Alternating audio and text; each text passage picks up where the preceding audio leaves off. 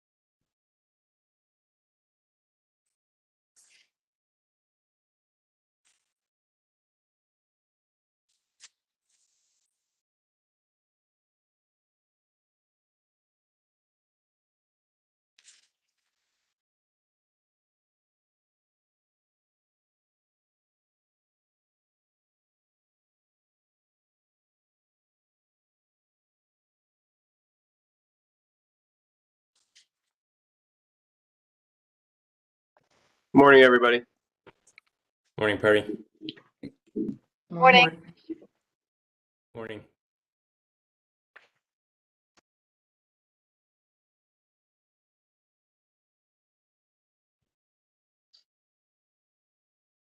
Morning, Becky. Good morning, everyone. Yelena, good morning. Hello. Morning.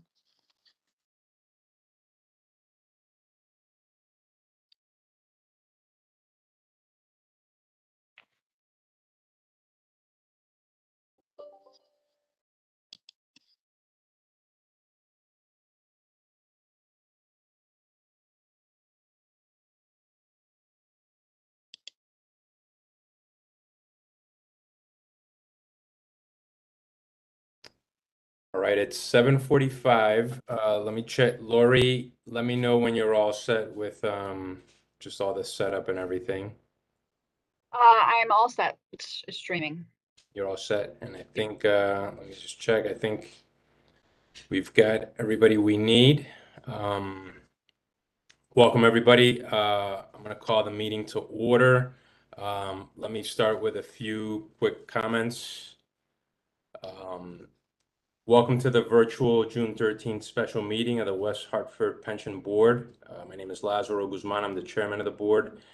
Because in-person attendance at public meetings is likely to increase the risk of transmission of COVID-19, this meeting is being conducted in accordance with Governor Lamont's Executive Order 7B, which permits municipalities to conduct public meetings virtually. Members of the board and some town staff are participating by WebEx, and members of the public can view the meeting live on West Hartford Community Television or on West Hartford Community Interactive Comcast Channel 5 and Frontier Channel 6098. That might be old, Lori. Did I use an older version? I think there was a YouTube. Right. It is being live streamed on YouTube. Okay. The meeting is also being recorded for on-demand viewing, which will be available on the town's website. Because of the virtual format, there are some special rules and procedures that I need to cover before I begin. First, I ask all participants to please mute your devices when you're not speaking. If you wish to be recognized, please raise your hand, and I will call on you in the order I see hands go up. If you're participating via audio only or I do not call on you and the debate is ending, then please unmute your phone and let me know so that I can recognize you. Second, main motions will be made by me. No second is necessary. We will proceed immediately to debate. These include motions to adopt, receive, or approve business items. Subsidiary motions will require a second. These include motions to amend. A member must be recognized before making a subsidiary motion, but any member can second the motion by just unmuting their line and saying second. Third, pursuant to Executive Order 7B, all speakers must state their name and title each time they speak. Fourth, because of the difficulty in tallying votes on video conference, I require that all votes be taken by roll.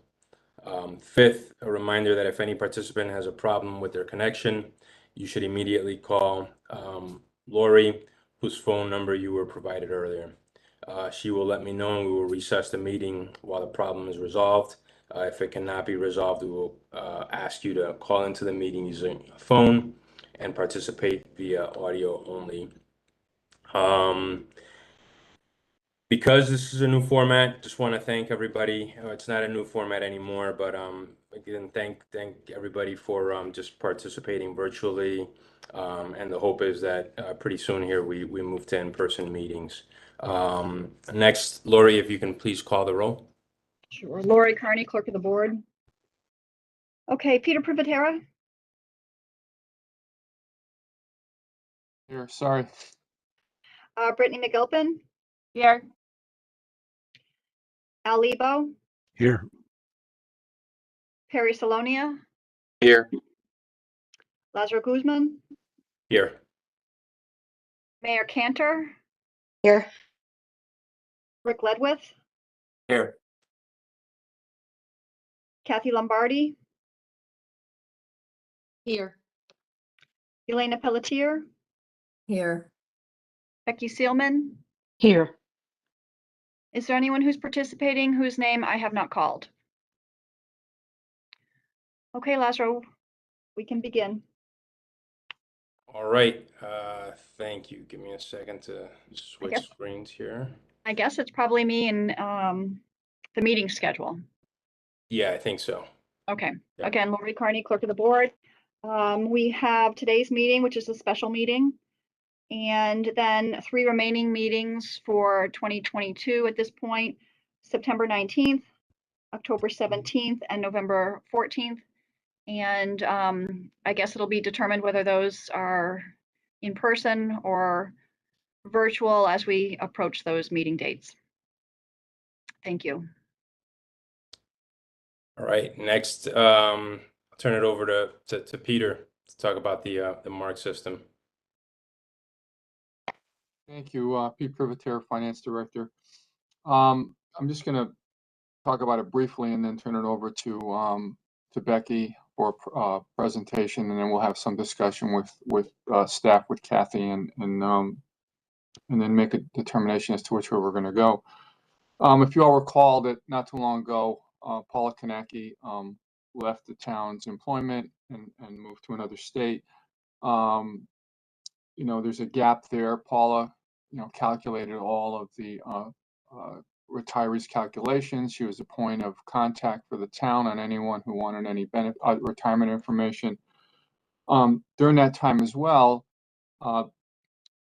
we had a presentation from Milliman about this MARC system, which is a system that tracks all the information related to employees and you know, calculates pension benefits, and basically it provides the town with a lot of information that we require to calculate pension benefits. But it also has a different dimension. Milliman also provides a service where they'll calculate the pension benefits for you for a fee. We also talked about if we decided to go down this path, would there be any savings with respect to our valuations, because all the information that Yelena and Becky usually request is going to be available right then and there.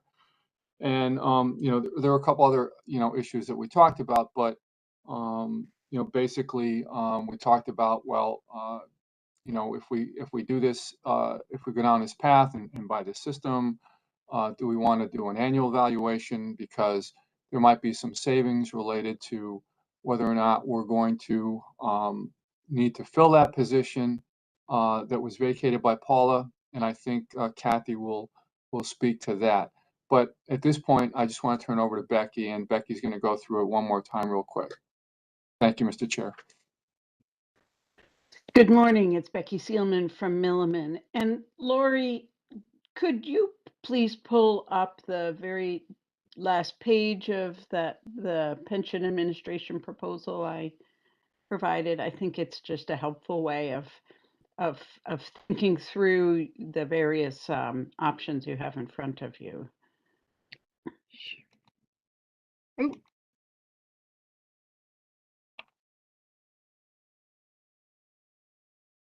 Just trying to share.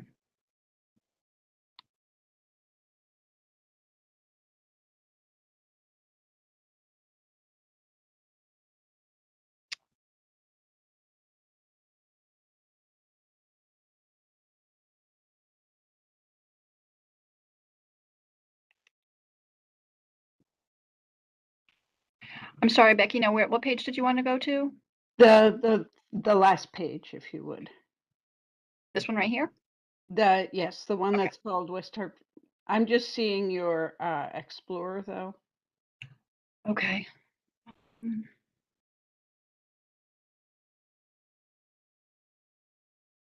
try it again. There we go. Okay. Okay. So in a sense, this is like buying a car. And the left-hand side in green, the implementation cost is the cost of building the car.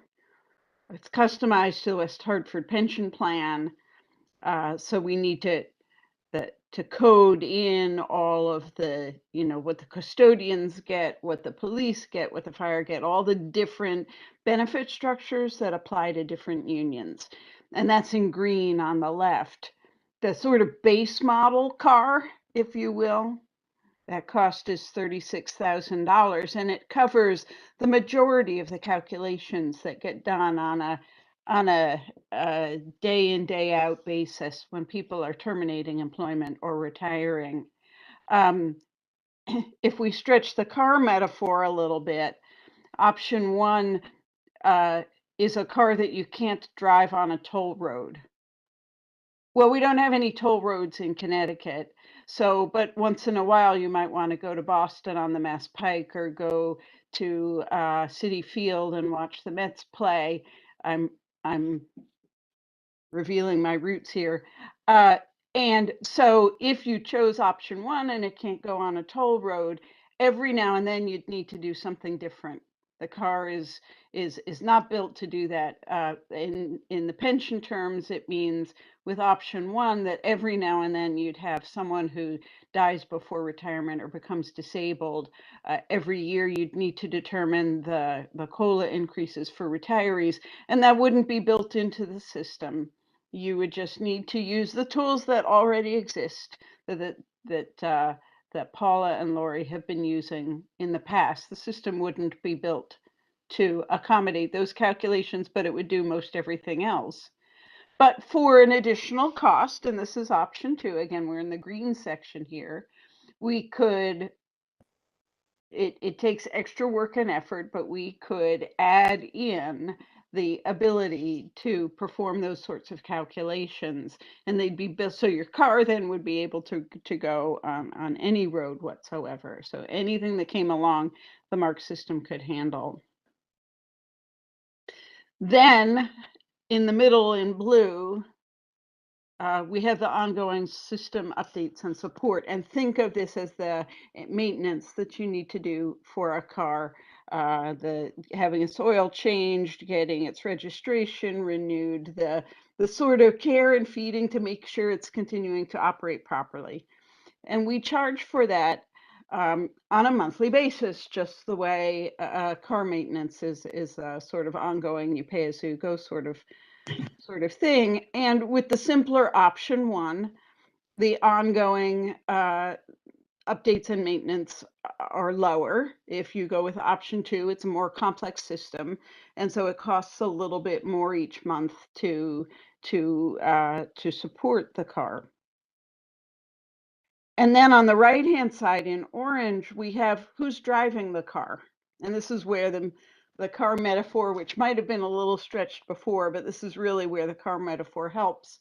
In option one, people working for the town, Paula's replacement, working with Lori, is driving the car, is using the MARC system to perform calculations, is helping plan members when they have issues, but they're at the driver's wheel.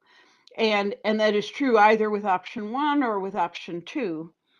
What we've added in, this was not part of our initial conversations because Paula was there, but since she's departed, we have raised the possibility of what I've called option 2B, which is the Milliman people are driving the car. And we have a group of specialists that do nothing but this. They have the MARC car, they drive it on behalf of our clients. They are based in Milwaukee. The unit is headed by two principals of Milliman, Kelly Preddy and Laura Bucher, and they would do the driving. They would handle all of the interaction with the members. We would operate a call center so that if members have any questions or concerns, they can talk with a live person who knows all about their pension plan. So if a town employee, town people are driving the car, there's no cost to Milliman. You don't need to pay Milliman anything. You have your own internal costs of having maybe I don't know, a half an FTE perhaps devoted to driving this car.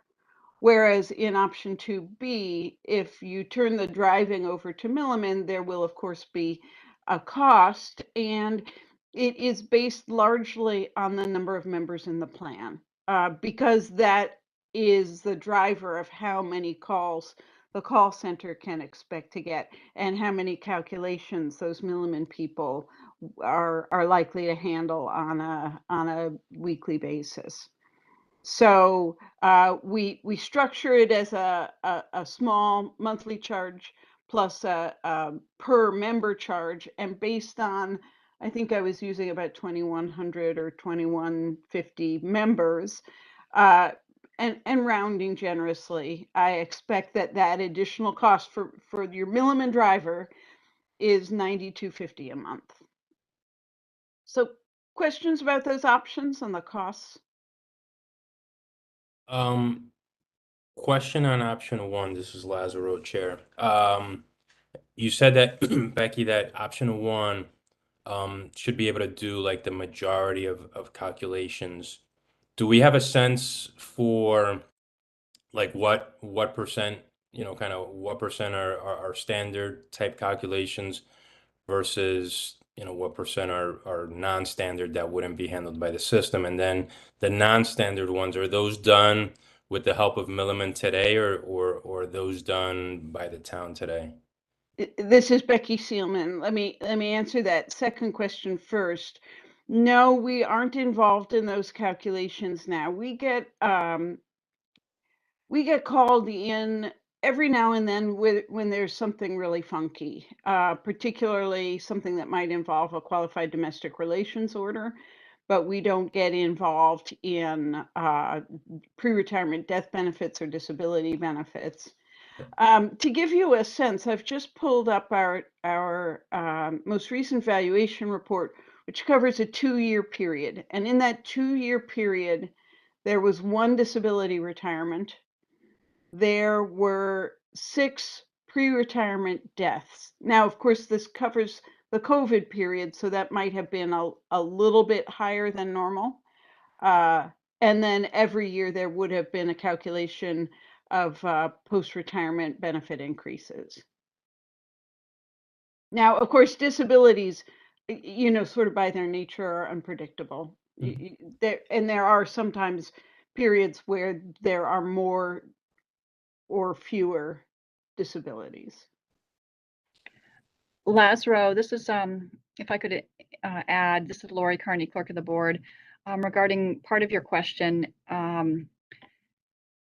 So anyone who was interested in an estimate would typically call or contact Paula. Paula would do the initial estimate, and then I would review it. So the majority of our work would be the kind of the standard calculations where people are calling looking for estimates. And I think at one point we had counted them up for other purposes, but we could be doing 400 estimates a year, Paula doing 400 and then me reviewing 400. That's not unusual. There are the non-standard type things where we have a retiree in Part C or D, police or fire, pass away, and then we're doing a survivorship calculation, or a disability calculation. But day in and day out, the majority of our time is spent doing calculations of estimates or refunds for people who have terminated and who are not vested. Mm-hmm. And this is Becky Sielman again. When it comes to those estimates, members are going to be able to go to a website and run estimates to their heart's content without needing any manual effort on anybody's part. They can save their estimates, they can come back to them later, they can do what if scenarios, they can look at what their projected retirement income might look like at different dates with different pay increases. They can add in Social Security estimates and estimates of the whole family income. So they'll have a much more robust access to information about what their pension benefits might look like. Regardless of whether you choose option 1 or option 2, that functionality will be in place for them. Becky, this is Lori Kearney, Clerk of the Board. Could you clarify that? When I was looking at this page here, option 2B, is that where that would allow employees to run their own calculations? I mean, I guess that's how I interpreted this chart. Okay, so let's distinguish, excuse me, it's early in the morning. Distinguish between members being able to go onto a website and do estimates, as opposed to when someone has actually terminated employment and the final calculation needs to be done. An estimate via the website can be done at any time by any member, regardless of what option is chosen. But when that person actually terminates employment and their benefit needs to be precisely determined and certified as correct, that still takes some effort, either on the part of town personnel or Milliman personnel, to certify that the benefit is correct. It's calculated using the system, but this is the very important, obviously, function of the pension plan, is to provide the correct benefits to people. And so it does take, we believe, a little extra effort to ensure that that number has been correctly calculated. And then paperwork put together for the member to complete. Now that's a push a button. That doesn't take much time, but there's a little bit of coordination. Put that paperwork in the hand of the member. When the member sends it back or uploads it through the MARC system, it needs to be eyeballed to make sure it was filled out correctly. And then the payout instructions need to be sent to the paying agent. So there is that body of work that's done with what we would call a final calculation that is not part of an estimate. So estimates via the website are unlimited. That final calculation takes some work, and that's what's built into the operation of the system in the orange part of the page on the right. Lori, does that answer your question? I think so. Yeah. This is Perry Saloni. I have a question. Perry Saloni, Pension Board, and I think this one's for Lori, but I might also ask one for Becky as well. Lori, you mentioned before 400 estimates in a given year. Now, Becky just described and made the distinction between estimates and final calculations.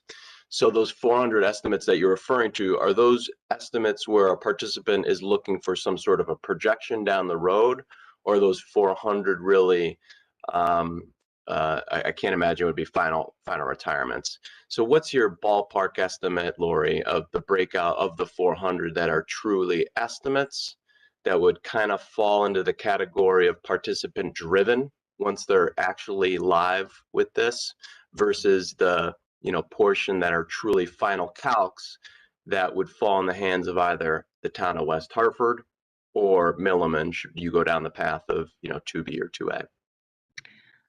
This is Lori Kearney, Clerk of the Board. Of that 400, that includes both just kind of random estimates and final estimates. If I had to guess, without having kind of looked at my spreadsheets, I'd say of what are the final,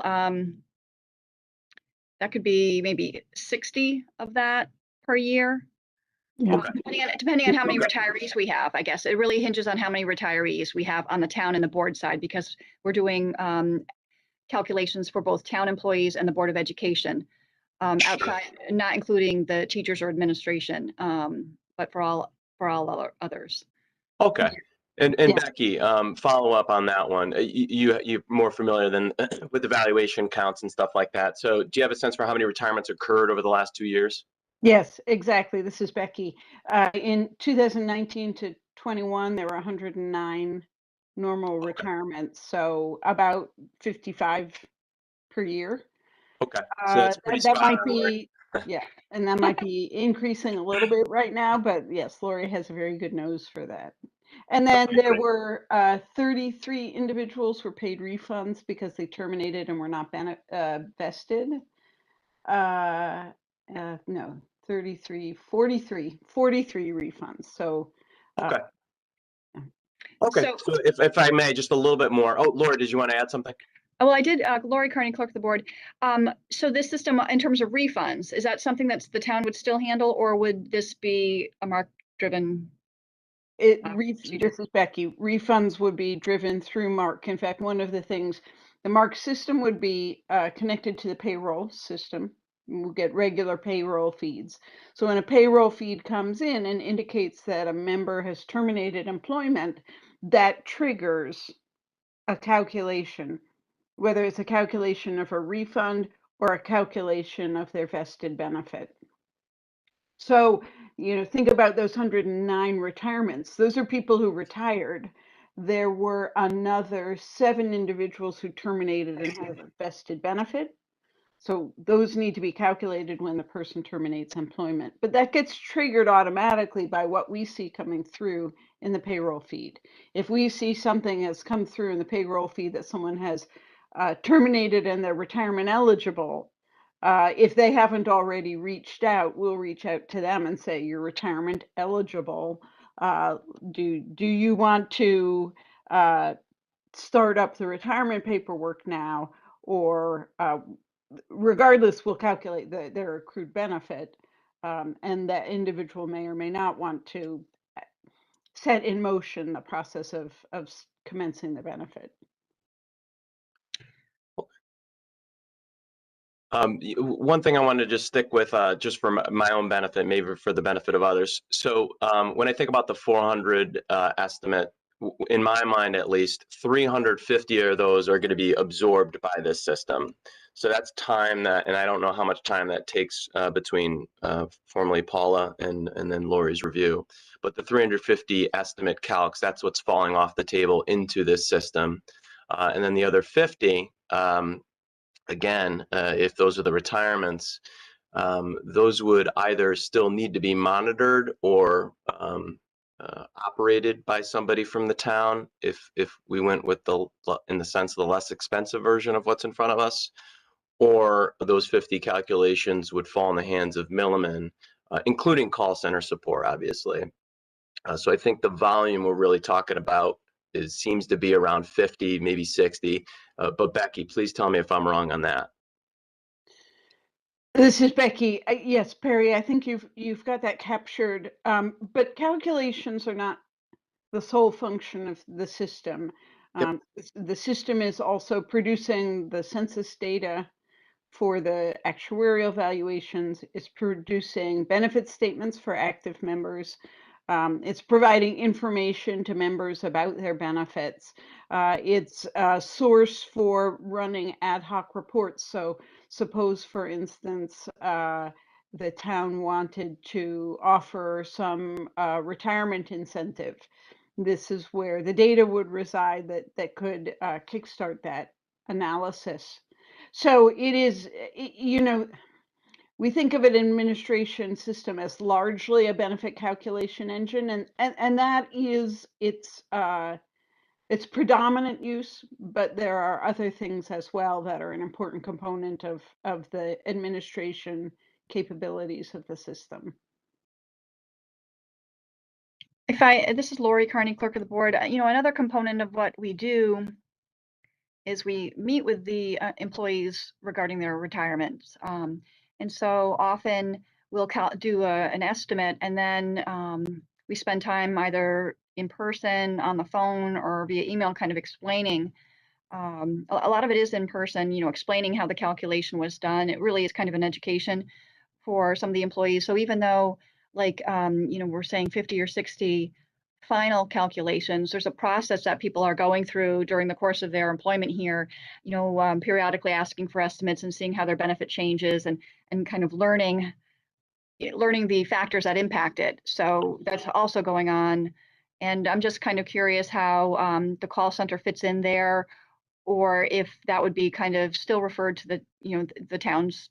I would think that the town would still be involved in that to some extent. This is Becky. Lori, that's a great question. I want to first sort of give you a little bit of a sense of our philosophy about the call center.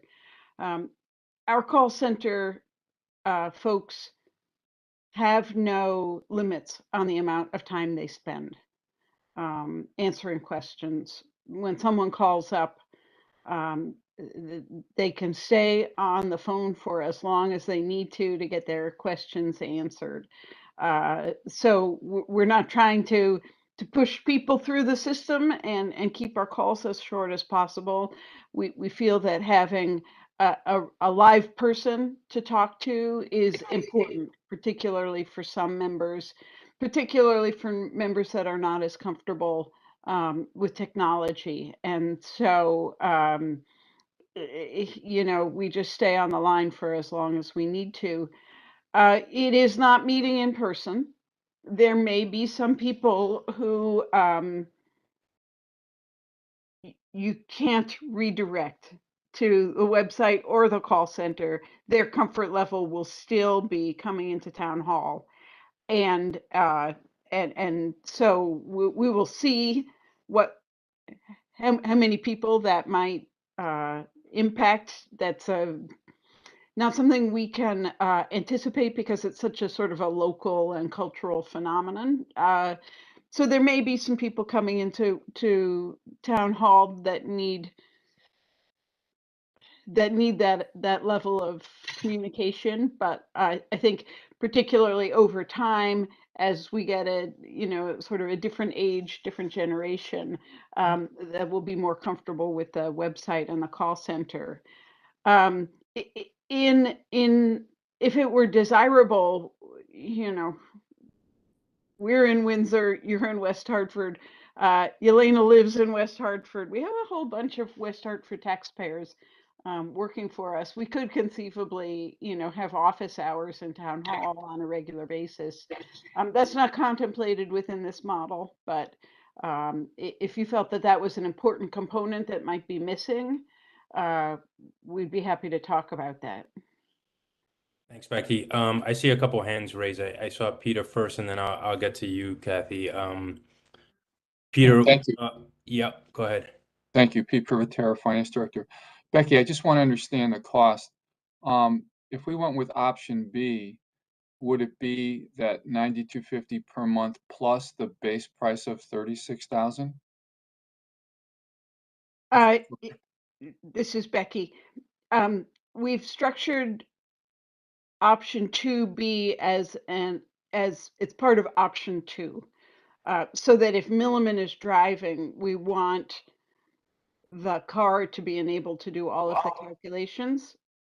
We could conceivably have an option 1B where you just haven't coded those the non-standard calculations into the system, but then you would need to have some town personnel deal with the non-standard calculations, and that feels like there'd be a bit of a hole. So option 2B, it is option 2, so it's starting with the $48,000 of the implementation cost, and then the $27.50 a month ongoing updates, and then the $92.50 for the ongoing operation of the plan. So the total would be the $48,000 implementation fee plus $27.50 plus $92.50 is $12,000 a month. Okay, I just wanted to, you know, I wanted to put that out there because replacing an employee, I mean, if we took the salary and the benefits of that employee, the total cost, I just wanted to see how that would compare against if we turned everything over to Milliman, and it appears it would be a little more if we turned everything over to Milliman. But on the other side, I think we would get somewhat of a discount on our annual valuation. If we do an annual valuation on our valuation, because you'd have access to all the information. And I just wanted to, you know, again, make everyone aware of it, that we could be looking at, I don't know, $150,000, $60,000 if we turn everything over to Milliman. And one of the question I had, Becky, was on the call center. I'm sure that this is not how Milliman handles it, but every time I call a call center these days, I'm put on hold for like an hour and a half before I can talk to a human being, if I'm lucky. Is there going to be, I mean, or I don't know how many clients that you have using you folks, but is there going to be like a staff dedicated to maybe Connecticut, or is every call going to go into one call center at one point in the U.S. and you could have, you could have wait times on that as well? Because I'd hate for us to go through all this and then get phone calls that I had to wait 45 minutes before I can talk to a person. So can you just speak to that? Yeah, this is Becky. Pete, those are great questions. I don't have statistics on wait times. I will tell you that we are currently looking for 2 more people in our call center in Milwaukee so that we have both abundant resources, and we use those call center employees to also handle other aspects of the MARC administration, such as when completed paperwork gets sent back from a retiree, it needs to be checked to make sure it was filled out properly. And those call center employees do those sorts of tasks. We're committed to making sure that there are not long wait times. I can ask my partner Kevin Hart for what those wait times might look like now and what capabilities there are for having a callback. But we want people to get through to the call center so we can answer their questions. And these are individuals in Milwaukee, so they're nice Midwestern people. I mean, I can't, having the pleasure of working with people in Milwaukee now for the past bunch of years, I can't overstate the Midwestern nice that comes through. So your concern, Pete, is our concern. We want people to get through. We want their questions answered. We want this to be as easy and painless a process for the members as possible. Okay. And just a comment, I think when we first started talking about this, we started talking about giving the employees a portal similar to if you wanted to check what your Social Security benefit is, you can log on to Social Security and it'll tell you, you can do a calculation online similar to that.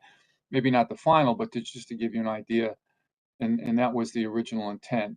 But yeah, I just wanted to raise that issue about the call center because, I'm not saying Milliman has a problem, but a lot of companies out there, when you call into a call center, good luck, so. Right. Well, not Okay. ours, Pete, and that's our commitment to you.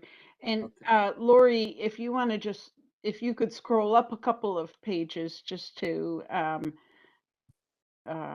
yep, here, just, whoop, there. This is just a few of the things that for the member website that will enable the members. Estimates are an important part of why members would come to the website, so they can say, what if I retire when I'm 62? What if I retire on July 1st? And everything in between. It also lets retirees put in a change of address or tax withholding or direct deposit. It changed their beneficiary, changed their contact member for those terminated vested members. Get a copy of the plan booklet. Get an explanation of what a contingent annuitant benefit is, so that they can get all of the information they need about the pension plan in one place. Okay, thank you. Thanks. Kathy, you have your hand up. Yes, thank you. Kathy Lombardi, Human Resources. Becky, I just wanted to ask for some further clarification and information on the benefit statements. I also would like to point out to the committee that is something that does not currently exist for staff. So as one of the great benefits that the town provides to its employees, there is no actual visual acknowledgement for them on a yearly basis to see their retirement fund, what's available, what's growing. So I think that's a great benefit. Also, just to focus from, an employee service perspective, there should be, a way for employees to have access at their fingertips to looking at this benefit. And the amount of time that the staff in human resources is spending with employees going over that, I think will still be available. But I think mostly the questions and concerns that employees come to, they would be able to get that information. So I just wanted to point that out. And if you could talk a little bit about the statement. Sure, Kathy. This is Becky again. Benefit statements we think are really a very valuable tool for ensuring that employees understand and appreciate the benefit that the town is providing to them. And we'll work with you to design those statements. For instance, putting the town's logo on it is an easy thing to do. Typical information on a benefit statement is a repeat of basic information like date of birth, date of hire, which actually is a good way to ensure that the information in the system is correct, because employees get a statement and then they say, nah, that's not my date of hire. You missed my earlier period of employment. A benefit statement would typically show the current accrued benefit. So if I left today, what monthly benefit have I earned? Vested percentage. If I stay to my normal retirement date, what's my monthly benefit? And we also almost always put on information about employee contributions. What was the most recent year's contribution? How much have I accumulated over my my period in the plan, both with and without interest? And then typically the benefit statement includes a little bit of wording, maybe a very brief description of the benefit formula, or what is early retirement eligibility, what is normal retirement eligibility. So typically it would run to 1 or 2 pages, or you know, 1 page back to back, and it could be something that's hard mailed to the members, or emailed, or whatever your own the town's internal infrastructure is for your intranet, or what have you. When we're doing things like a mass mailing of that sort, if Milliman was doing it, we'd pass on to you at cost the cost of the mailing process, the envelopes, the postage, that kind of thing. We don't mark that up. Okay. Thank you. Thank you very much. Follow up to Kathy's question, Becky Lazaro Guzman, Chair. The statements, those are available through either option 1 or 2, right? And just going forward, I know we're talking a lot of great benefits. If there's anything that's just option 2, if we could just make sure to distinguish, so you know there's no surprises that it's not included in option 1. Yeah, this is Becky. Again, great questions. The benefit statements are available with option 1 and option 2. And option 2 includes everything in option 1 plus the non-standard calculations. Got it. Thank you. Becky, this is Lori Kearney, Clerk of the Board. The final calculation piece, to clarify it in my mind, the town could be involved in doing that final calculation, or the MARC system, or a combination of the two. Could you just talk a little bit about what that final calculation process would look like? Sure. And if it differs between the options, I guess. Sure. This is Becky again. And Lori, if you want to just go back down to page 10, so we're looking at that. When somebody has terminated employment and they are vested, their accrued benefit needs to be calculated. Whether it's done by town personnel or Milliman personnel, they're using MARC to do the calculation. So MARC has all of the data and knows how to calculate the benefits, and will produce all of the paperwork to send to the member. We feel that it's an important step, though, to have the human step of going through that calculation and ensuring that it is correct. And then transmitting it to the member, receiving the signed forms back, making sure they're calculated, they were filled out correctly. Like, you need your spouse to consent to that option. We really mean it. You really do need your spouse to sign off, helping the member understand how to fill out the forms properly, and then setting up the payment with the check writing folks. That's all included. That functionality is all included in the system. The thing that the button that's pressed to calculate the benefit, the button that's pressed to produce the paperwork for the person. But then in option 2B, it's Milliman people that are putting that in the mail for the member, or working with the member to get that information through the online portal, and then receiving back in through the mail or through the website the completed forms. If they're coming in mail, scanning them and attaching them to the member's records, so that all of anything that's happening in hard copy, there's a scanned version that's attached to the member's record in the system, so that the system has a permanent record of it. So all of those steps that are being done either by someone or at the town or someone at Milliman do take some time to accomplish. So even though you have a system that does all of the has all the data, knows how to calculate the benefit, and can create all of the information for the member, there's still a human element involved. It's not, I would say, nearly as much time as you take now using the tools you have now, because the tools you have now are maybe not hooked up directly to payroll information. You may be going through a manual process of collecting some of the information needed to calculate the benefit.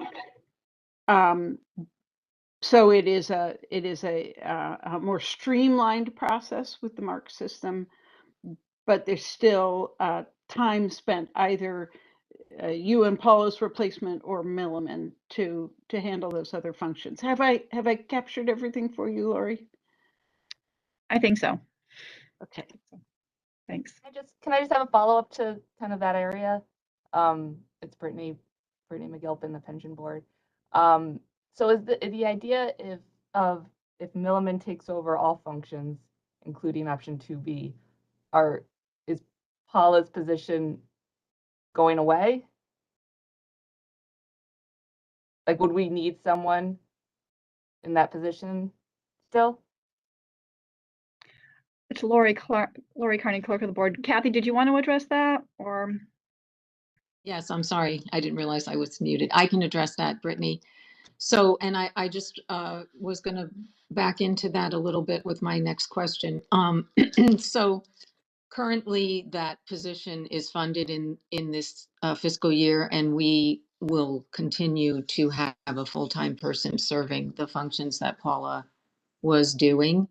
My question to Becky, and just to lead into answer Brittany's question, is the implementation phase, how long will that be? Because that definitely will affect the position moving forward into the next fiscal year. So Lori and I have talked about the the need for the position to stay functioning at a full-time level this fiscal year. So Becky, if you maybe could answer the implementation period. Yeah, this is Becky. Another great question. The implementation process is fairly lengthy, and my recollection from our earlier conversation when my colleague Kevin Hart was with us was his ballpark was that it might take 8 or 9 months. And Yelena, correct me if you remember something different. Your memory is always better than mine is. That's correct. It's about 9 months. About 9 months, right? So that does leave you with the temporary issue of how to continue to administer the system in the interim. And we're available to help out on an ad hoc basis if you'd like to pursue that. In other words, if you haven't replaced Paula and you don't want to replace Paula for a 9-month period only, Yelena and I and our team could step in and work with Lori to effectively to have a temporary replacement for Paula until the MARC system goes live. And Yelena and I and our team in Windsor prepare benefit calculations for a lot of our smaller clients. For our clients who just have a sufficiently low volume of calculations that they don't have somebody in-house doing them, like Lori and Paula. A system like MARC is cost prohibitive for them, so they just have us do their calculations of the benefits. So we have a whole bunch of people in Windsor who spend a lot of their time. This is a good job for entry-level actuarial students, analysts to work on. So we have bunches of people that could step in and help out on a temporary basis if that's what made the most sense for you in terms of your hiring. No, I'd like to just, Kathy Lombardi, for the record, we have replaced Paula, so we have somebody that will be coming into that role.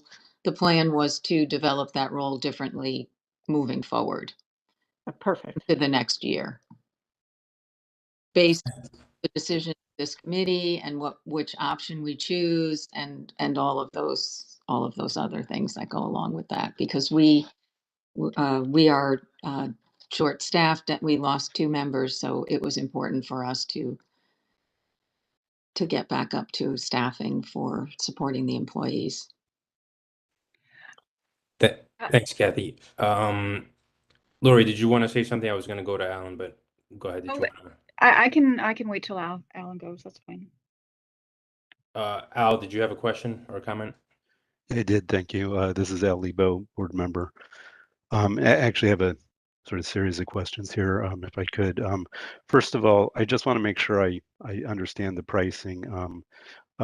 Option 1 has an implementation fee of $36,000. Option 2, $48,000. On an ongoing basis, it looks to me like option 1 costs us $30,000 per year. Option 2 would be $33,000 per year. So I just want to make sure that I understand what that's what that says.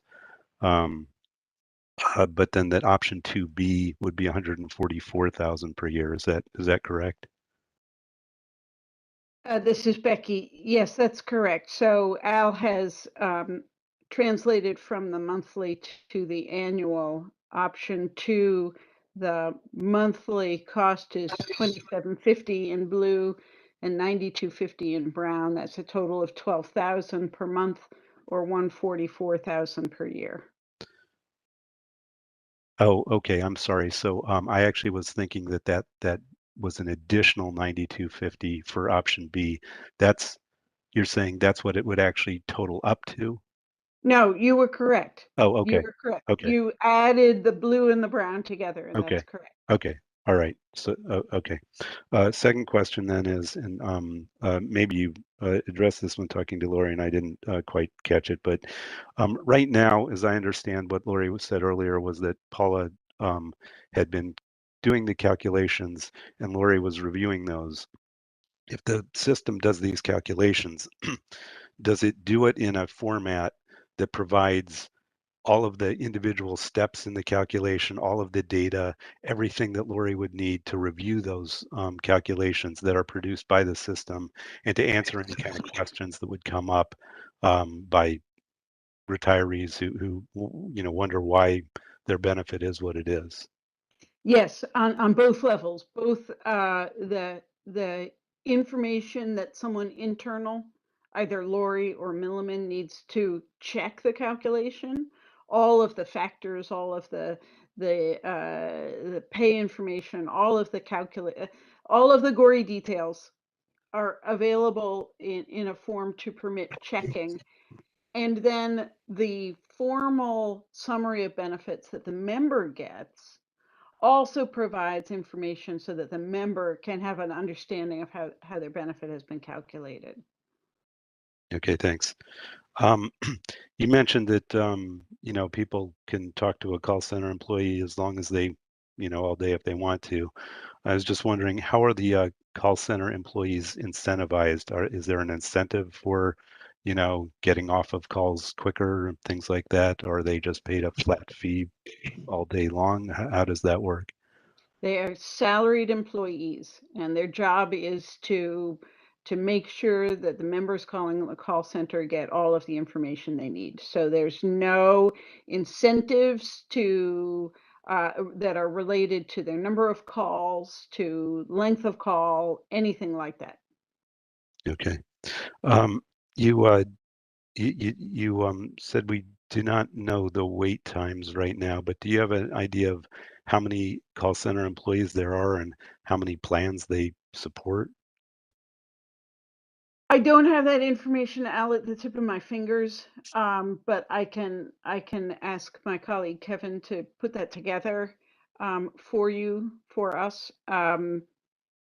We would need to translate into FTEs. Several of the call member team are working on a less than a full-time basis, and we're in the and we do have some. We are hiring some more people to augment the call center staff. As we bring on new plans, we bring on new call center employees. Without a doubt, if West Hartford elected to go with option B, we would add additional call center person at the time, timed for when the system will go live and the call center would be up and running, because adding West Hartford would be there'd be volume there, and we'd want to make sure we were staffed up appropriately to handle it. So is there a target ratio then of pension members versus call staff employees? That's an interesting question. Not in a formal sense of actually counting noses. It's more of an informal. We get to the point where we see a need for more call center staff, and we add it. It is difficult to tie that back to members that are using MARC on an ongoing basis, because some of the call center volume is tied to one-time events for corporate pension plans that are having a lump sum window or a plan termination, but a one-time project where there's a huge amount of activity. So our call center is staffed up to handle those sorts of one-time events, as well as the ongoing needs of the city of Stamford and the metropolitan district and those kinds of plans that are just using MARC on an ongoing basis, and the call center as well. So both ongoing and one-time projects feed into our planning around call center staff. Okay, thanks. And then last question, and this one's for Peter. Peter, do we have any indication of competitor pricing, stuff like that? Pete Privitera, Finance Director. No, I haven't attempted any research out there to see if anyone else provides that type of service. But I would add, based on your comments, Al, that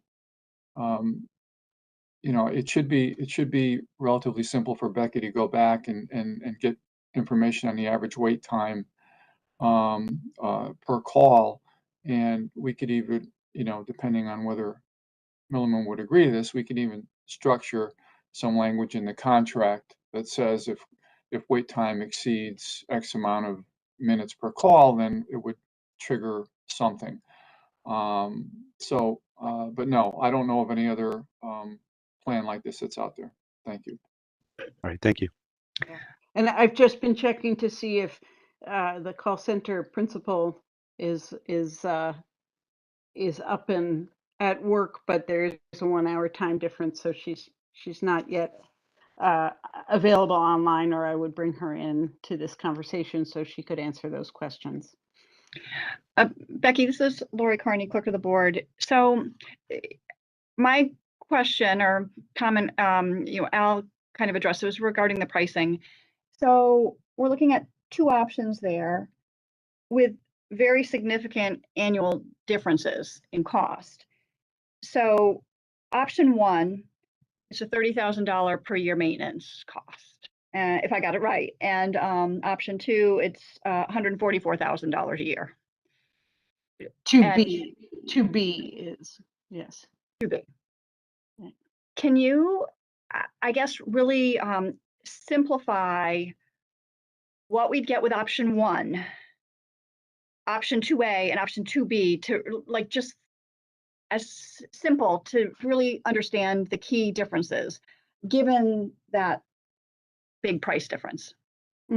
So option 1, we'll build the car and make sure it keeps running, but you're going to drive it. So we haven't included on this page the cost of your driver. Obviously, there is a cost, right? You have, personnel costs, benefit and salary, and so forth for the time that someone's at the town will spend driving the car. Option 2A is similar. The car can do more. We've included the death and disability and COLA increases. So there's more functionality and therefore a somewhat higher cost. It's a more complicated system to set up and run on an ongoing basis. But with option 2A, again, you're driving it. So you've got a better car that can do more things. You're still driving it. So again, there is still a cost to the town for the personnel doing the driving, but not something that you're paying Milliman. If you put Milliman behind the wheel, then we're going to be devoting our personnel to doing the driving, and on top of that, having a call center to handle questions. And so that comes at an added cost. Now, instead of having an internal soft cost to the town, you have an external cost that the pension trust would be paying to Milliman so that Milliman is driving the car. And Lori Kearney, clerk of the board, with either option, employees could perform their own calculations. Yes, all of those options include the member website where members can go and do a lot of self-service thing and all estimates to their heart's content. And do those prices that are listed on this page take into account the savings to go with Milliman, the savings to say our valuations, or would that be savings that would then would reduce these prices? Those savings are not included in this page. This is just the cost of the administration system. We estimate that for each valuation, our actuarial fee would be $2,000 less because we'd be getting data directly from the MARC system, and the beauty of the MARC system for us is that the census data that comes out for us to do the valuation has been pre-coded with all of the codes we use in our valuation system. So it's a much more straightforward process to pull the data out of MARC and push it into our valuation system. So I sent Pete an email outlining the changes in actuarial fees for that and several other options. Okay, thank you. I'm sorry, can I just expand on Lori's question? And yes, Becky had a conversation with Al about augmenting data in the valuation to capture information, so that could be fed into Al's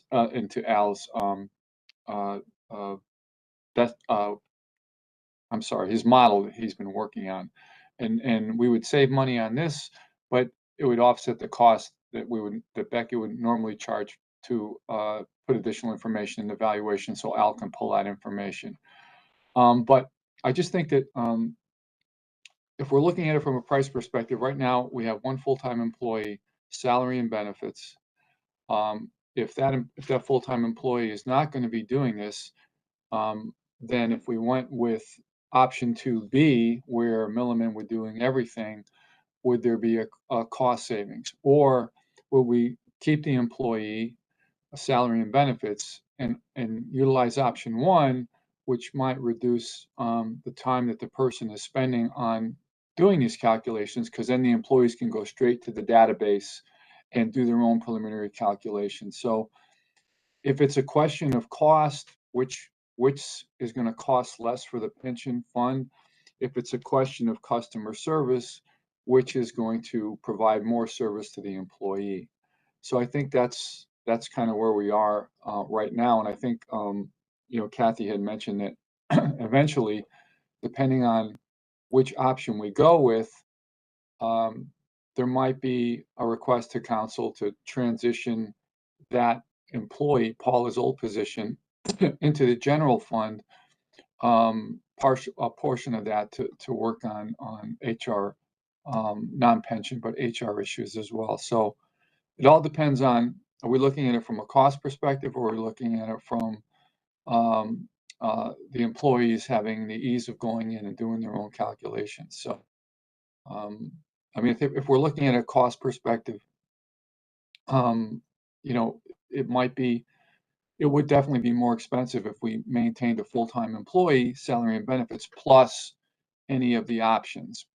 That would end up costing more money to the fund, but again, there'd be more customer service. The employees could go in and basically do their own calculations. So I just wanted to point that out. Thanks. If it's Kathy Lombardi, if I could just comment on Peter's statement. So the full-time employee and benefits would be less than 2B option. So that's a factor. As Peter said, the plan at this point, were we to go with one of option 1 or 2, would be eventually to remove the full salary from the person that would support the MARC system with Lori, and it would be the rest of that person's salary would be to the general fund. So, but just to clarify, we haven't gotten that far. We need to determine what decision we're going to go with here, and then make a better decision on the staffing pattern for the department. And Kathy, just so even with option 1, I just want to clarify, even with option 1, the thought is maybe not initially because there's implementation and other things, but eventually down the road, even with option 1, if you have one full-time employee dedicated today, whether it's 2023 or 2024, the thought is that as there's less estimates this person has to do, even with option 1, there would be part of their time allocated to the general general fund, right? Okay. Yeah, that's correct. Thank you. Yep. Thank you. I see, Alan, you had your hand raised. Yeah, yeah. Thank you, Laz. Al Lebo, board member. One more thought about costs here. There's a substantial implementation cost here, $36,000 to $48,000. I'm wondering if we put forward that implementation cost, are there any guarantees or restrictions on the ongoing costs increasing over time?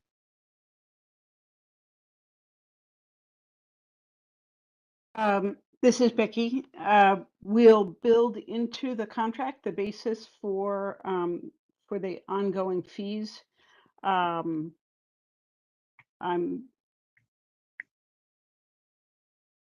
I'm sure there is an inflationary component. I'm not as familiar with those contracts because that's my my colleague Kevin's purview, but I'd be surprised if it was anything more than wage inflation built in.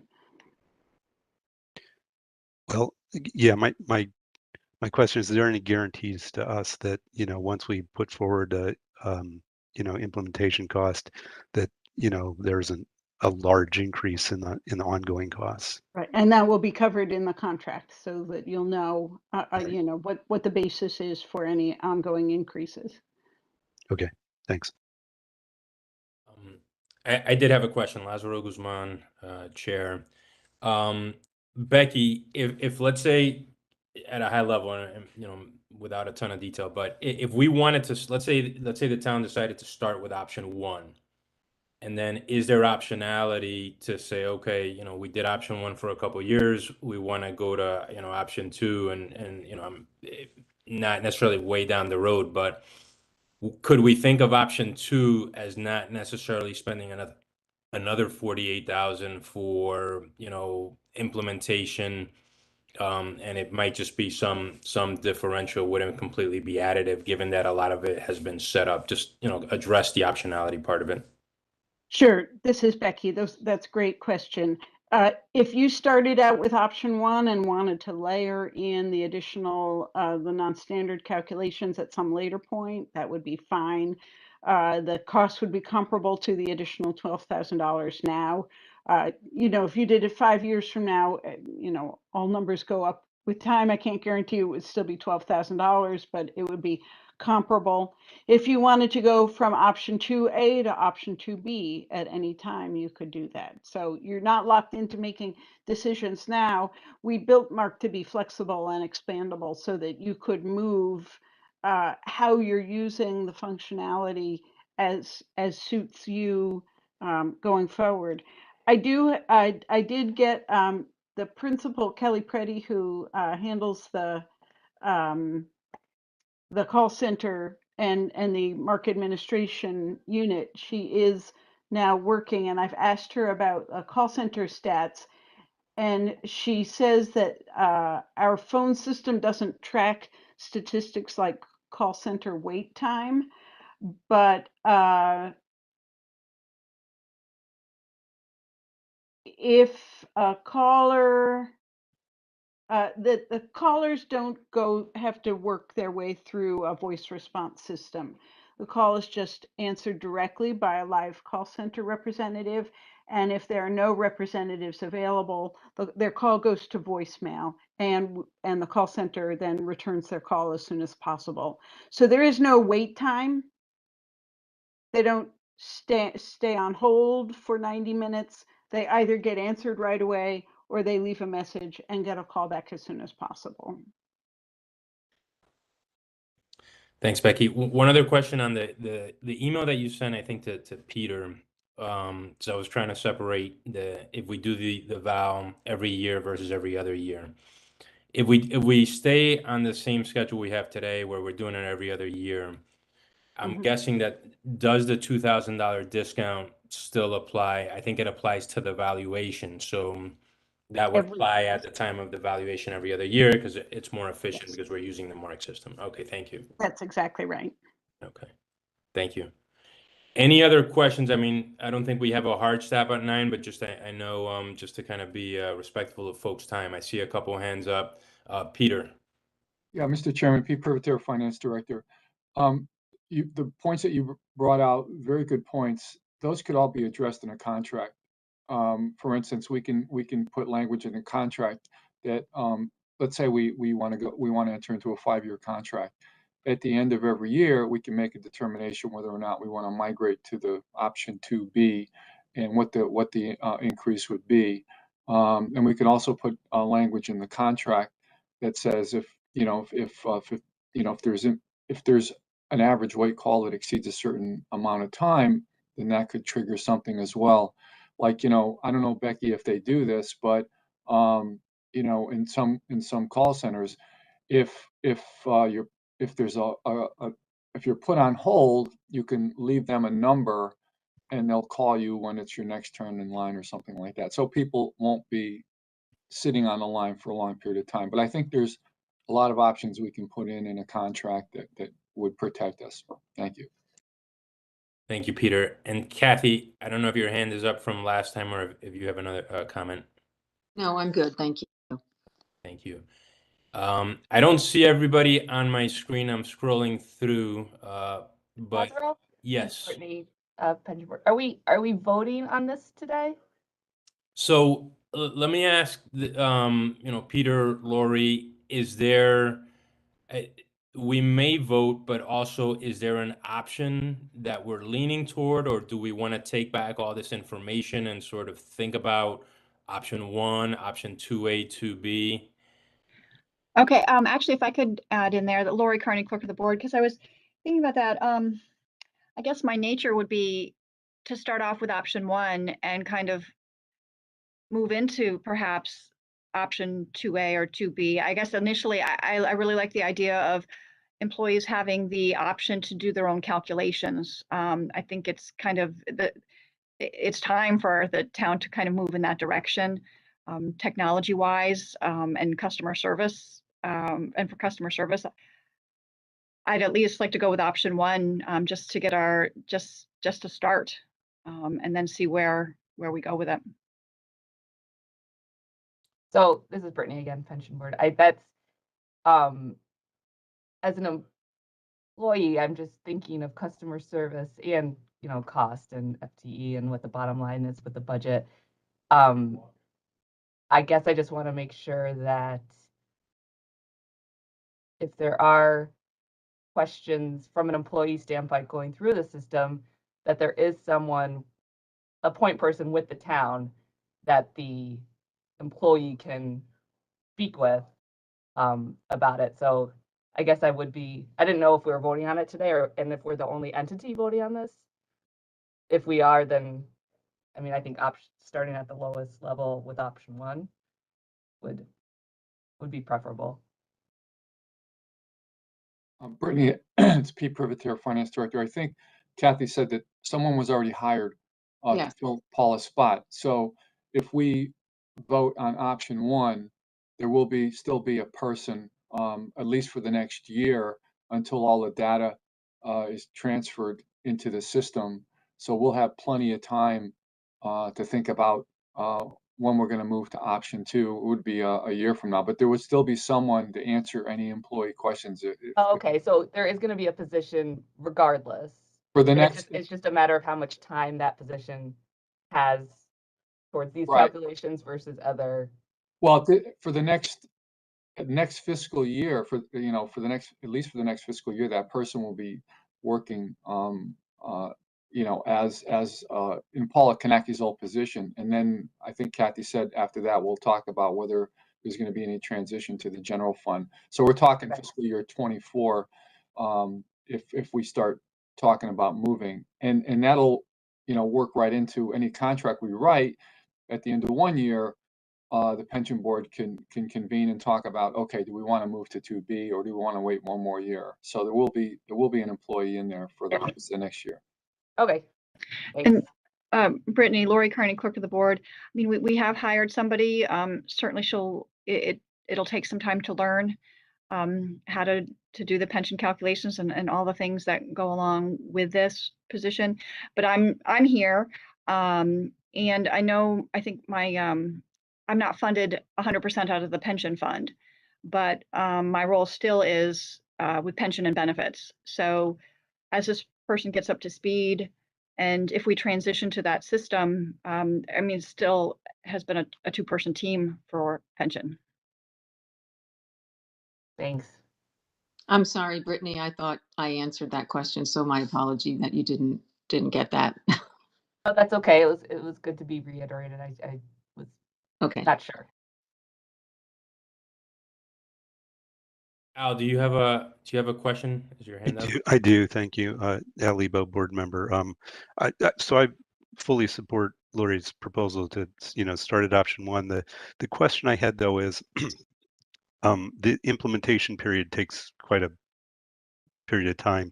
If we were to move later from option 1 to option 2, is there a full another implementation period, or once option 1 is in place, is it pretty easy then to move to option 2 at that point? The adding in option 2 is a much shorter process. The bulk of the implementation time relates to kind of the heavy lifting of the regular benefit calculations and building the connection to your payroll system and making sure that all the data in the system is as clean and complete as possible. If you moved from option 1 to option 2 at some later date, it wouldn't mean the system would need to go down. The system could continue to be fully functional as we layer in the additional calculation capabilities. And really, this is not there's gray area in between option 1 and option 2. So for instance, if you are concerned that the annual COLA increases are not included in option 1 and you really wanted to have them, but didn't want the death and disability calculations because they're so infrequent, we could come up with an option 1.5, if you will, that includes the COLAs but not the death and disability benefits.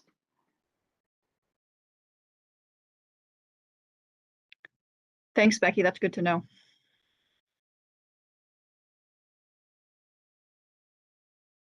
I guess two questions for the town.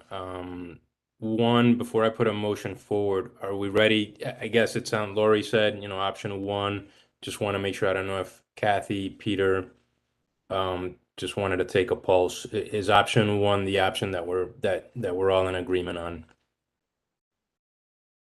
I would say yes. Kathy Lombardi speaking. Thank you. And then I would say yes too, but this would not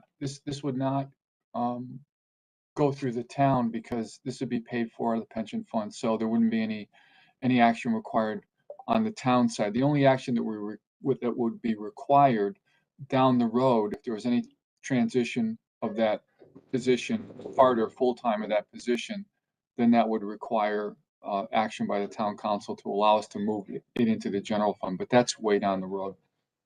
Got it. Thank you.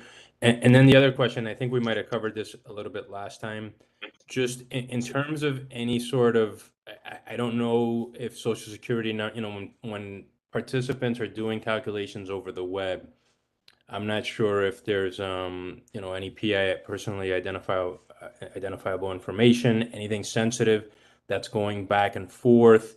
Just this, do we need somebody from the town just to kind of look at that, or Becky, I don't know if you have comments in terms of like a certain standard that, I imagine everything's pretty secure, but just, I do want to address the cyber security part of it real quick before I put the motion forward. Yeah, Lazaro, that's really important information.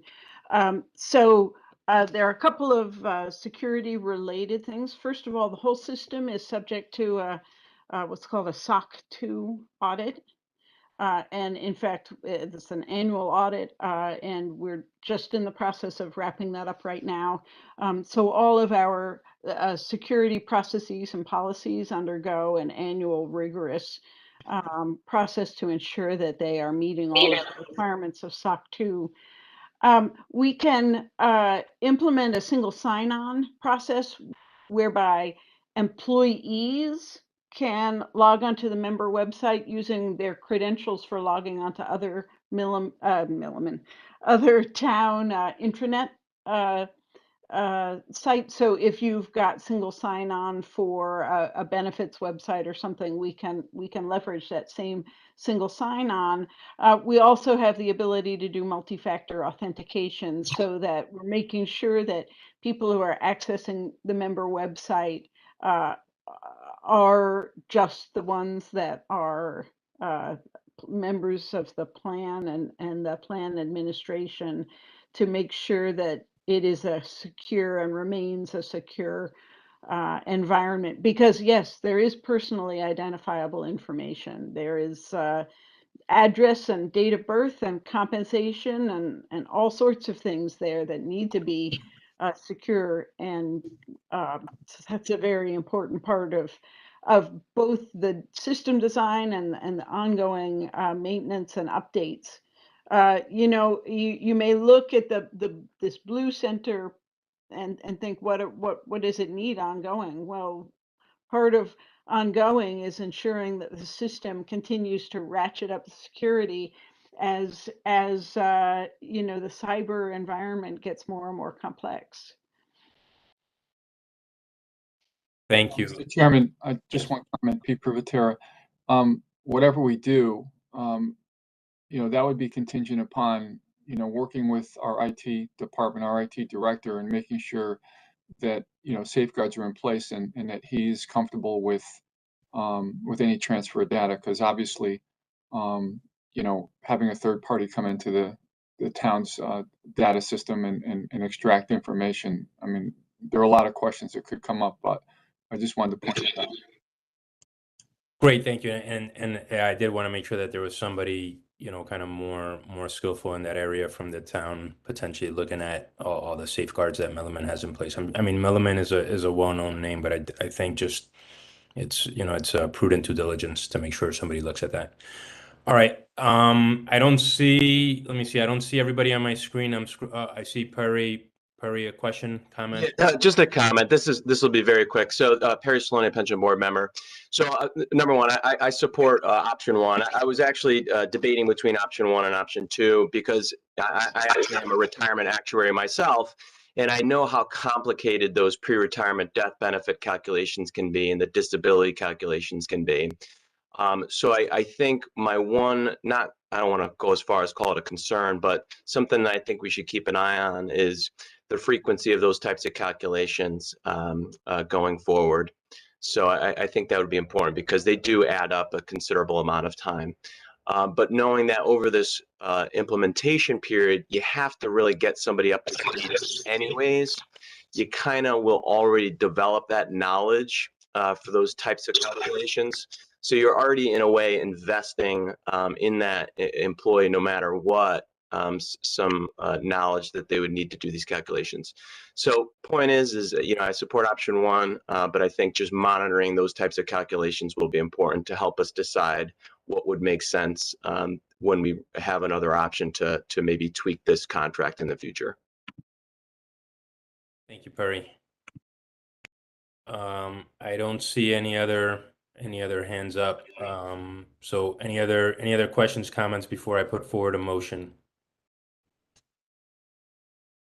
All right, well, this has been very informative. I'm going to put forward a motion to proceed with adopting the MARC system, specifically option one.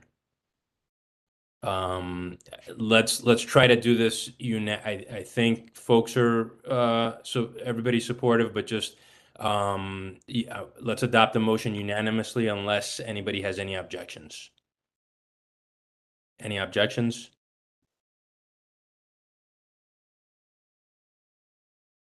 We don't need a second and a roll call with this vote? That's a good question, Lori. We certainly can. I'm certainly happy to take a roll call or for the vote. I don't think we do because historically you've been doing the unanimous votes and offering the opportunity for people to dissent, and the motions have carried that way, and you've just offered the opportunity for feedback, and there was none. Oh, I thought that was just for minutes and adjournment, but I could be wrong. Do we need a second, Lori, or No? no? Okay. You know what? Just this is a big vote. I have no issue going through the roll call. There's only Sure. a couple of us. Lori, let's call Yep. the roll. Okay.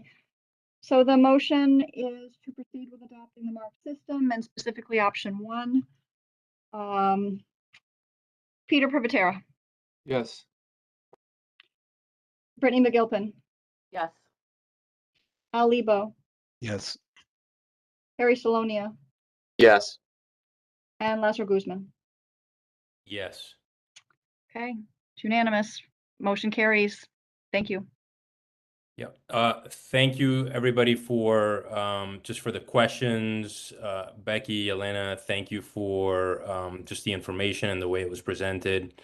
This was very good discussion, and I do think, as Peter and a few folks mentioned, there's a cost component, but I think there's also a significant benefit to the employees as well, which is, we can't quantify in dollars and cents. So, I do think that this is very beneficial for the town and for the pension. I think that's all we had on the agenda, correct, Lori? Yes. Oh, Peter, did you have a question, comment? Just one comment. And actually, this is for Becky, a question. Becky, when are you going to need an answer on whether or not we're going to go with an annual valuation? I know that once we have adopted the MARC system, the savings is going to offset the additional work you're going to do for Al's spreadsheet. but when do you need to know whether or not we're going to do a full val? Yeah, Pete, this is Becky. We need several decisions from you. First and foremost is whether you're going to move to annual valuations. And then following that is also, do we include in the valuation process information about the reserve fund and the enhancements that Al had requested for his dashboard. And we do need to know that as soon as possible, because that's a big bunch of work for us that will be happening in the fall. And a lot of work for you, for Lori as well, to pull together the census data for the valuation. So the sooner we can know, the better. We can start planning our workflow around when you would expect to get us the data. We're already in mid-June, and we would want to be working on that in the coming months. So it would be extraordinarily difficult for us to wait until your September 19th meeting to get that decision. We could, of course, do it if we needed to, but we'd prefer, if you could, to make that decision today. Okay. Becky, it's Pete. Can you proceed with the statistical val and also supplement the valuation with the information on the dashboard and the reserve fund, and that'll give the board more time to think about if we want to do an annual evaluation, or Mr. Chairman, if you want to proceed with an annual evaluation, I can sit down with Becky and do an amendment to the existing contract, and we can work out the details. You know, I guess let me do this. We've got a couple of folks that are actuaries that are part of the board. Myself not included in that group, but you know, I do work with the actuarial team very closely. I know for some time for a long time we've done every other year. Before I sort of put any motion, Al, Perry, any thoughts on moving to my inclination honestly would be to kind of keep things status quo at this point, but and do every other year, unless somebody objects and says, there's a significant value add to moving to an annual valuation.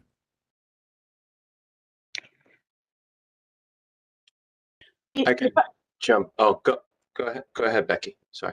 If I might just add some perspective, you as the pension board spend a lot of time on the investments. You meet with your investment consultant. I probably get quarterly updates on how the investments are doing. You put a lot of care into things like, do you have the right managers? Do you have the right asset allocation? You've, as of last July 1st, $600 million in liability. And I suggest, and that's a bigger number than the assets. Even with the pension obligation bond, based on what the market has done, probably that's still a bigger number than the plan's assets. And I would submit for your consideration that taking the same time and care on the liability side of the pension plan ledger as you put to the asset side would be appropriate. I appreciate that, Becky. I also think, though, that the factors that I could be wrong, but I think we are doing some sort of we do a statistical valuation. You said, Peter. So it's not like we're going blind, for that interim year, right? We're doing. You go 24 months, 2 years without getting an update on the liability. So we provide an interim valuation in the off years between full valuations, or have been historically, where we update the valuation to reflect the actual investment performance, but we don't incorporate any additional information about the plan's liabilities. Okay. And I do think that some of the factors maybe are not, they're not as volatile, the folks retiring and dying. Again, I appreciate your point. Let me get some of the thoughts from Perry, I guess, Al, and other folks on the board. Yeah, sure. This is Perry Selenia, pension board member. So, first off, it's not required to have an annual evaluation, obviously, otherwise we'd be doing it. You're required to do annual evaluations for corporate programs, but not municipalities. So in terms of whether it's material or not, I guess it depends. In this case, one place to look at, and I know Becky covered this in the last meeting in May, which is what's the sort of gain or loss on the liabilities. At least that's where I would look to get a sense for how much is the liability going to be off as a result of the census update. So the census update is done every 2 years in this case. And I forget the percentage. I believe it was maybe 3%. I could be wrong. But if let's say it was 3%, then what you would have done over that period of time is be chasing the wrong liability by about 3%. So, on an annual basis, you'll still experience a gain or a loss, but it would be less than the 3%. Maybe it'd be half that, plus or minus some fraction of a percent from there. So you're always still going to be experiencing some level of gain or loss on your liability, but it would just be less. Let's say it continues to be 3%. Is that an issue? I think right now, probably not. But over time, if that sort of expands and continues to stay, let's say, off by positive 3% each 2-year period, well, then that's an issue because it just accumulates over time. So my personal opinion right now is to keep the status quo with the biennial valuations. But what I think I'd be more interested in is potentially an experience study, because I think that's where you'll be able to sort of recalibrate the liabilities based on actual experience of the plan going forward.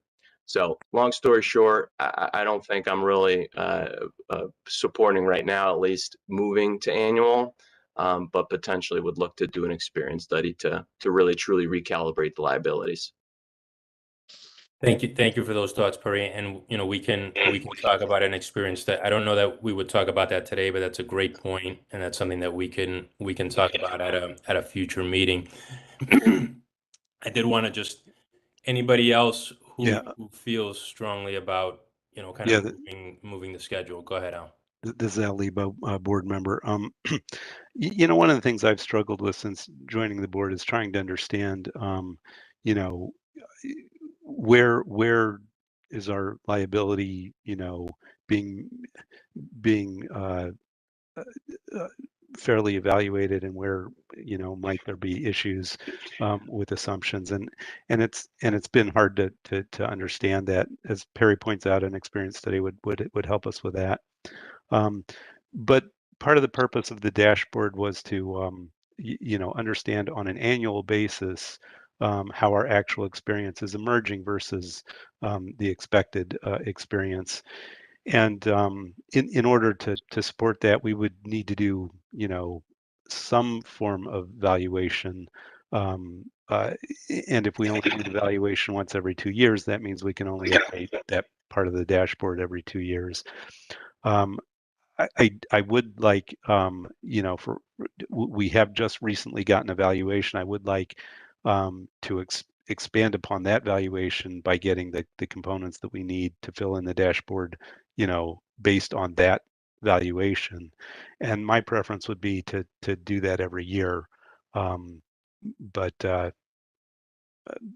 it's not, it's not necessary. I just think it's something that would help us to understand how the pension valuation is developing and where there may be issues. Is there a way that we could still do the dashboard and then kind of roll forward the liability, maybe, and again, understanding that it wouldn't be that it's a roll forward, and maybe all the work that goes into a full vow, wasn't done in the interim years. But I guess my question is there a way that we could still produce the pension dashboard on an annual basis and maybe it costs a little bit more on the actuarial side to kind of help out filling in the interim years, but we're not paying for a full val. Thoughts on that, Becky?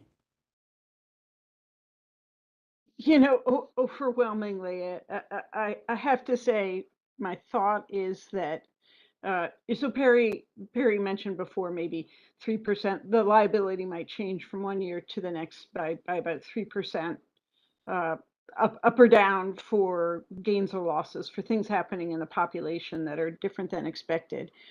Based on a $600 million liability, that amounts to about $18 million plus or minus in any given year. And we're talking about charging less than $30,000 for evaluation.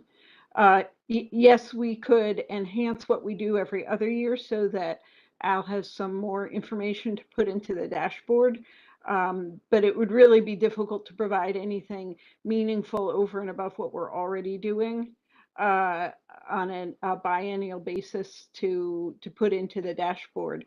It does take some time and energy to compile that census data and translate into updated liabilities, and there's kind of no shortcuts to that process. So I don't think I have anything creative to offer to you that other than what we're currently doing and can feed to Al at no cost. You know, beyond what we're already doing for the valuations. And a follow-up question, unless Lazaro, were you going to drop No, it? go ahead, Barry. So I guess I on the cost standpoint, one thing I haven't seen, or maybe I missed it, is what is the current annual valuation cost for the 2-year cycle? The fee for the 2021 valuation was $27,500. Okay. And the fee for an interim valuation done at 2022 would be $10,000. And if we did a full valuation, it would be $28,000. Okay. And then this proposed version, in a sense, of doing the annual valuation, coupled with implementing the MARC system, what is that new valuation fee? Yeah, let me pull that up. So and in fact, I think, Lori, I can share my screen. Let me just see. Okay, I'm gonna stop. Here we go. Can you see that okay? You should see an email. Yep. Yes, thank you. Okay. Yep. So these are the top section here are the various pluses and minuses for the actuarial fees. The first is moving from the biennial to annual pension valuations. So as I said just a minute ago, our fee for an interim valuation would be $10,000 and a full valuation would be $28,000. This is for July 22. Then you've added a pension reserve fund, and we talked about whether the pros and cons of enhancing our valuation to report back to you on the pension reserve fund and include it in our long range forecast so that you'll know in advance when the reserve fund is likely to be drawn on or not. And that would be an additional $1,000 for each valuation. That would be annual. We'd include that in interim and full valuations. Then we had a great conversation with Al about some of the details he needs for the dashboard, and bunches of that, the gory details behind the long range forecast, we agreed we could just provide to Al in a spreadsheet so he could pull that into his dashboard at no charge. Al did also articulate at the last board meeting that he would like to see our valuation report enhanced to include more information about the liability gains and losses, and we're happy to do that. It does require some rejiggering and some extra work, which we've estimated at $2,000 per full valuation. This isn't something we would do with interim valuations. And then, of course, as we've talked about before, moving to the MARC system, now you voted to do it. So even with option one, we're getting better, quicker, more precisely formatted data, so that will reduce our annual valuation fee by $2,000. I said annual valuation fee, our full valuation fee by $2,000. Understood. Thanks, Becky. So again, I'm not sure. I'm going to try to get to a vote now, but I guess question, Al. So with the Lazaro, sorry, it's Lori Kearney, clerk of the board. I'm cautious here because this, as a special meeting, we set the agenda okay. and we're limited to that agenda. And if we take a vote, I don't know if it would be a valid vote because it was not on the agenda. Appreciate that. So we won't take a vote. Maybe I'll ask Al one question, and then if I have to catch up with him offline, just him and I, that's fine. But I guess Al, with the interim vow that we're paying $10,000 for, is that not enough to do the pension dashboard annually?